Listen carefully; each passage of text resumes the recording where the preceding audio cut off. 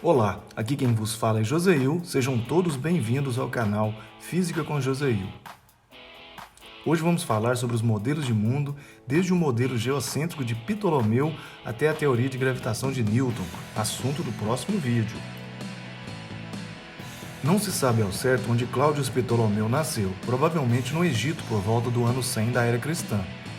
Foi ele o último dos grandes astrônomos e matemáticos da escola de Alexandria, e além de suas observações, teve acesso a séculos de observações astronômicas dos gregos e babilônicos. Ao desenvolver uma estrutura cinemática para os corpos celestes, afirmou que a astronomia deveria renunciar a todas as tentativas de explicar a realidade física, pois corpos celestes, sendo de natureza divina, obedecem a leis diferentes das encontradas na Terra. Foi um verdadeiro gênio. Mais importante que sua teoria foi a exigência feita por ele mesmo de que suas hipóteses fossem testadas pelas observações dele e de outros astrônomos efetuadas durante anos. O esquema de Ptolomeu era a Terra no centro do universo, com todos os planetas, Lua e Sol descrevendo órbitas circulares. A questão era o referencial, pois para um observador na Terra, quem gira são os corpos celestes, e a Terra fica em repouso.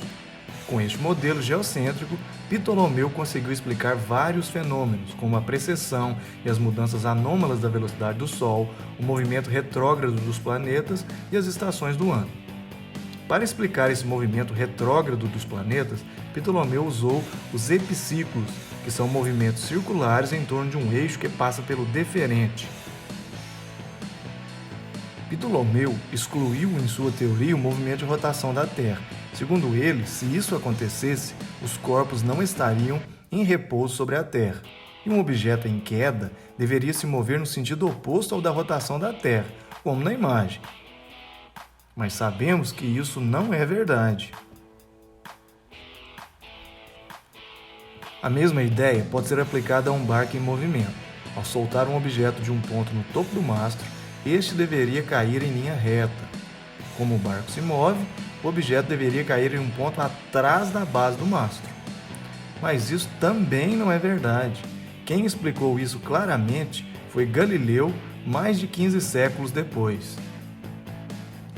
Segundo Galileu, se o objeto possui massa considerável, para minimizar os efeitos do atrito, ele deveria se mover com velocidade horizontal igual à velocidade do navio. Assim, o objeto descreveria uma parábola para um observador fora do barco e uma reta para um observador no barco, caindo logo abaixo do ponto onde foi solto.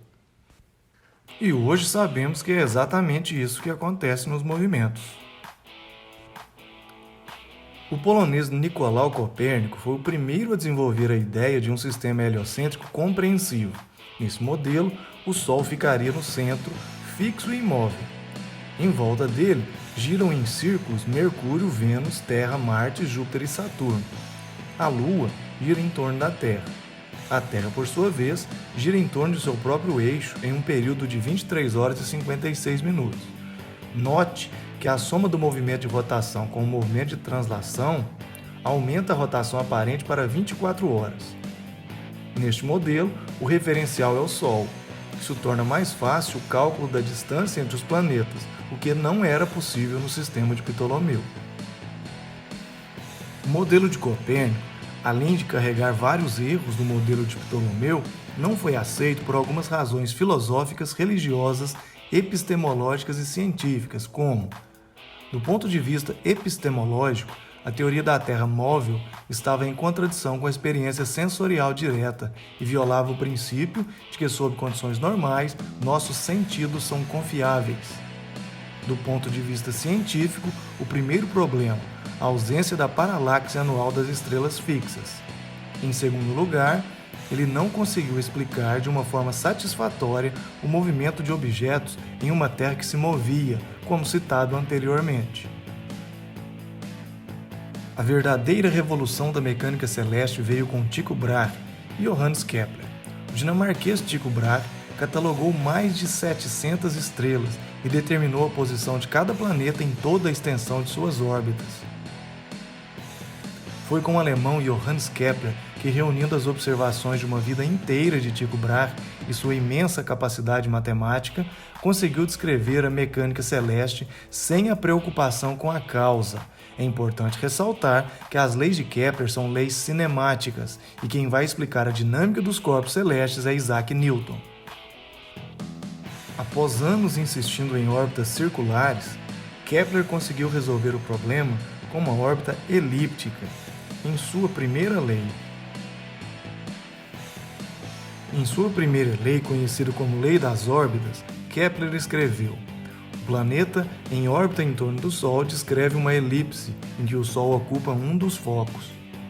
Neste movimento, o planeta passa por dois pontos extremos.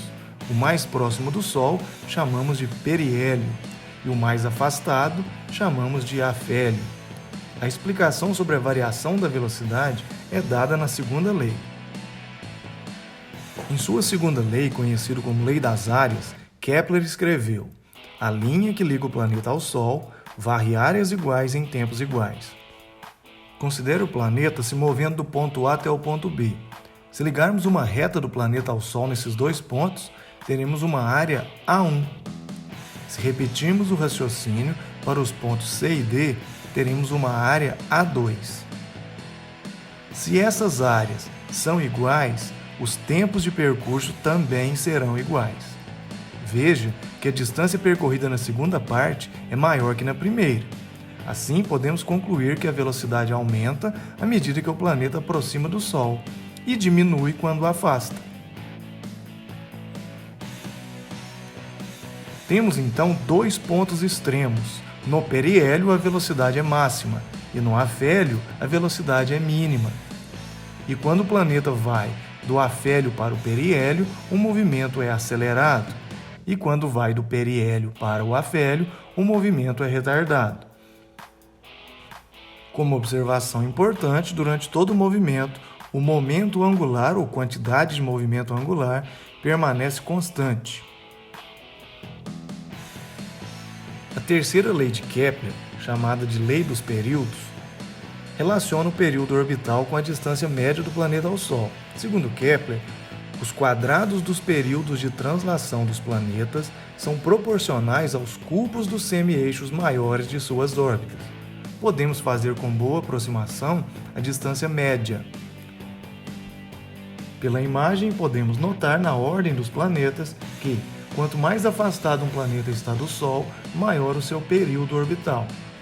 Como exemplo, podemos observar a Terra, que gasta 1 ano para completar uma volta ao redor do Sol. Os planetas mais afastados do Sol, como Marte, Júpiter, Saturno, Urano e Netuno, gastam mais de 1 ano. E os planetas mais próximos, que são Vênus e Mercúrio, gastam menos de 1 ano para completar uma volta. A tabela mostra o raio médio da órbita em função de uma unidade astronômica, que é a distância da Terra ao Sol, e o período em anos terrestres, A Terra gasta 1 ano. Para todos os corpos ou planetas que orbitam o Sol, se fizermos a divisão quadrado do período dividido por cubo do raio, vamos encontrar aproximadamente 1 para qualquer um desses corpos. Veja como exemplo o planeta Marte. O período de Marte é 1,881 anos terrestres. Eu elevo isso ao quadrado, eu tenho 3,538. O raio de Marte é 1,524. Se eu elevar isso ao cubo, eu tenho 3,539. Fazendo a divisão, eu encontro 1,000. Para todos os planetas, a gente pode fazer essa conta, que encontraremos o valor 1. Lembrando que corpos que giram ao redor do Sol. Se usarmos outro corpo central, por exemplo, a Terra e seus satélites, o valor encontrado será outro, mas ele é igual para todos aqueles que orbitam a Terra. Na resolução de problemas, podemos utilizar então essa divisão igualando para qualquer um dos planetas. Por exemplo, chamo de A e B, pode ser, por exemplo, o planeta Marte e o planeta Saturno. Se eu fizer a divisão período quadrado por raio ao cubo, vai ser igual nos dois. Na maioria dos problemas, podemos dar uma ajeitada nessa equação. Passando para o lado direito, todos os termos relacionados ao período. Temos período ao quadrado de A dividido por período ao quadrado de B, E do outro lado fica raio ao cubo de A dividido por raio ao cubo de B. Veja que como os dois períodos estão elevados ao quadrado, podemos colocar dentro de um parênteses e colocar o quadrado para a fração. A mesma coisa eu faço com os raios. Em muitos problemas, os raios são proporcionais e podemos fazer essa divisão. Para situações reais, é preciso o uso de uma calculadora.